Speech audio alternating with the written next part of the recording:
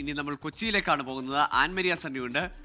An, ഇന്നലെ ഏറ്റവും പ്രധാനപ്പെട്ട വാർത്ത എൽദോസ് കുന്നപ്പള്ളി അനുനയപ്പെട്ടു, അല്ലെങ്കിൽ അനുനയത്തിന് വഴങ്ങി എന്നതാണ്. തെരഞ്ഞെടുപ്പ് പ്രചാരണ ഗോതയിലേക്ക് ഇറങ്ങാൻ തയ്യാറാണ്, സ്ഥാനാർത്ഥിക്ക് വേണ്ടി വോട്ട് പിടിക്കുമെന്നൊക്കെ അദ്ദേഹം പറയുന്നുണ്ട്. പക്ഷേ ഉള്ളിൽ സങ്കടമുണ്ട് കേട്ടോ. അതാണ് ആ പ്രതികരണത്തിൽ നിന്ന് മനസ്സിലാക്കുന്നത്. ഇന്ന് ആരൊക്കെയാണ് പത്രിക നൽകുന്നത്? എറണാകുളത്ത്, ഒപ്പം മധ്യ കേരളത്തിൽ പ്രധാനപ്പെട്ട നേതാക്കൾ.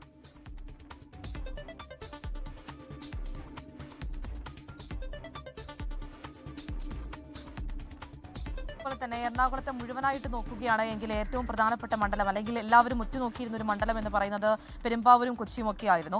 അതിൽ കൊച്ചി ഇന്നലെ തന്നെ അതിനകത്തൊരു പ്രശ്നപരിഹാരം ഉണ്ടായിരുന്നു. ഒരു ചെറിയ അതൃപ്തി ഉണ്ടായിരുന്നെങ്കിൽ പോലും പൂർണ്ണമായിട്ടും പ്രചരണത്തിന് ഇറങ്ങുന്ന കാഴ്ചയാണ് ദീപ്തി മേരി വർഗീസിന്റെ ഭാഗത്ത് നിന്നും നമ്മൾ കണ്ടത്. മറ്റൊന്ന് എൽദോസ് കുന്നപ്പള്ളിയിലേക്കായിരുന്നു. ഇന്നലെ വൈകുന്നേരം മുതൽ അദ്ദേഹം എവിടെയാണ് എന്നോ എന്താണ് അദ്ദേഹത്തിന്റെ തീരുമാനമെന്നോ ഉള്ള കാര്യത്തിലൊന്നും വ്യക്തത ഉണ്ടായിരുന്നില്ല. ഇന്നലെ രാത്രിയോടുകൂടി തന്നെയാണ് അദ്ദേഹത്തിന്റെ ഒരു തീരുമാനം ഉണ്ടാക്കുന്നതും അദ്ദേഹം 24-നോട് തന്നെ അദ്ദേഹത്തിന്റെ അഭിപ്രായം എന്താണ് എന്നുള്ള കാര്യം പങ്കുവയ്ക്കുകയും ചെയ്യുന്നത്. സ്വതന്ത്രനായിട്ട് മത്സരിക്കുമെന്ന രീതിയിലായിരുന്നു ആദ്യഘട്ടത്തിലൊക്കെ വാർത്തകൾ വന്നിട്ടുണ്ടായിരുന്നതും അദ്ദേഹത്തിന്റെ ഭാഗത്തു നിന്നും അല്ലെങ്കിൽ അദ്ദേഹത്തിന്റെ അനുയായികളുടെ ഭാഗത്തു നിന്നുമൊക്കെ വന്നിരുന്ന ഒരു വാക്ക് എന്ന് പറയുന്നത്. പക്ഷേ അതിനകത്തുനിന്ന് വ്യത്യസ്തമായിട്ട് ഒരു തീരുമാനത്തിലേക്കാണ് അദ്ദേഹം എത്തിയിരിക്കുന്നത്. സ്വതന്ത്രനായിട്ട് മത്സരിക്കാൻ വേണ്ടിയിട്ടില്ല, പാർട്ടിയാണ് തനിക്കെല്ലാം, പാർട്ടിയെ വിഷമിപ്പിക്കുന്ന രീതിയിൽ യാതൊരു തരത്തിലുമുള്ള പ്രവർത്തനങ്ങൾ തന്റെ ഭാഗത്തു നിന്നും ഉണ്ടാവുകയില്ല എന്നാണ് അദ്ദേഹം പറയുന്നത്. പക്ഷേ ആ പറയുന്നതിനിടയിലും അദ്ദേഹം പറയുന്നുണ്ട് തനിക്ക് അർഹതപ്പെട്ട സീറ്റാണ്, അത് നൽകാത്തതിൽ വിഷമമുണ്ട് എന്നുള്ള കാര്യം അദ്ദേഹം വീണ്ടും പറയുന്നുണ്ട്. അതോടൊപ്പം തന്നെ ചെന്നിത്തല പോലെയുള്ള ആളുകളെല്ലാം ഇതിനകത്ത് തനിക്ക് വേണ്ടി സംസാരിച്ചിരുന്നു എന്നും പറയുന്നു. എ കെ ആന്റണി പറഞ്ഞതുകൊണ്ട് മാത്രം അദ്ദേഹത്തിന്റെ വാക്കുകളാണ് എന്നെ ഇവിടം വരെ എത്തിച്ചത് എന്നും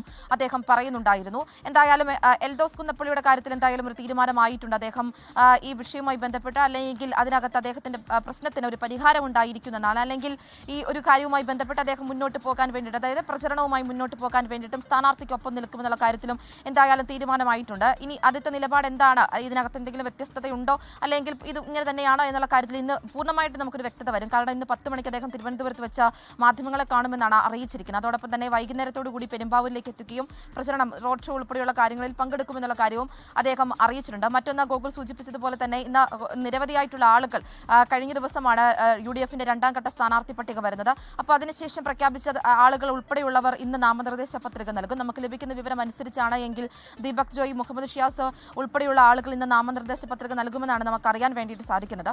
മുഹമ്മദ് ഷിയാസിന്റെ റോഡ് ഷോ ഇന്ന് വൈകുന്നേരമാണ് നടക്കുന്നത്. ഈ റോഡ് ഷോയിൽ ദീപ്തി മേരി വർഗീസ് പങ്കെടുക്കുമെന്നാണ് നിലവിൽ നമുക്ക് ലഭിക്കുന്ന വിവരം. അതിനെക്കുറിച്ച് കൂടുതലൊന്നും നിലവിൽ എന്തായാലും നമുക്ക് ലഭിച്ചിട്ടില്ല. വരും മണിക്കൂറുകളിൽ എന്തായാലും അതുമായി ബന്ധപ്പെട്ടുള്ള വിവരങ്ങൾ ലഭിക്കും.